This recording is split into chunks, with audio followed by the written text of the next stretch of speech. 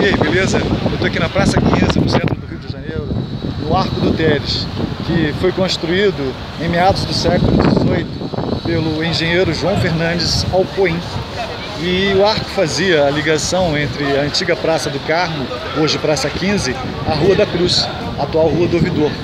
A área era frequentada por toda a alta sociedade carioca no século XVIII, mas em 1790, um grande incêndio criminoso, segundo dizem, destruiu a maior parte da casa dos Teres de Menezes, que eram os grandes proprietários do casario que tinha aqui.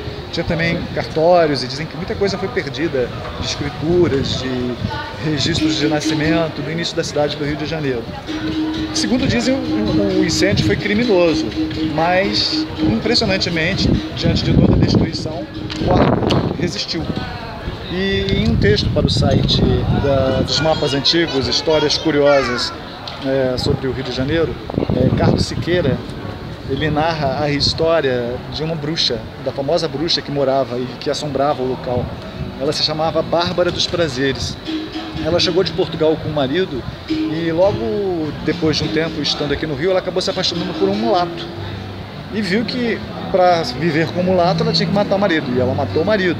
Então ela passou a viver com o mulato, mas com o tempo ela percebeu que o mulato só estava interessado mesmo era também no dinheiro dela. O que ela fez? Ela matou o mulato. Mas com o passar dos anos, do tempo, a fortuna dela se dizimou, ela acabou perdendo tudo que tinha. Então a solução que ela teve foi qual? Se tornar prostituta. Então depois de toda aquela tragédia do incêndio aqui do Arco do Teles, o arco passou então a ser mais frequentado por prostitutas, cafetões, toda a bandidagem que vivia aqui nessa região do Rio de Janeiro, lá para os idos de 1815, 1820. Então ela fazia ponto exatamente ali, no Arco do Teles, embaixo do arco. E ela virou muito famosa, ela ficou muito famosa aqui. E como era uma região de prostíbulos e tudo mais, ela trabalhava e ganhava e vivia aqui, sobrevivia disso. Mas com os anos se passando, ela envelheceu, acabou tendo que partir para a prostituição, ela virou prostituta. E sendo prostituta e o tempo passando e ela envelhecendo, e as doenças venéreas acontecendo, a clientela foi diminuindo, foi rareando. Então o que ela fez? Ela então fez um pacto com o demônio.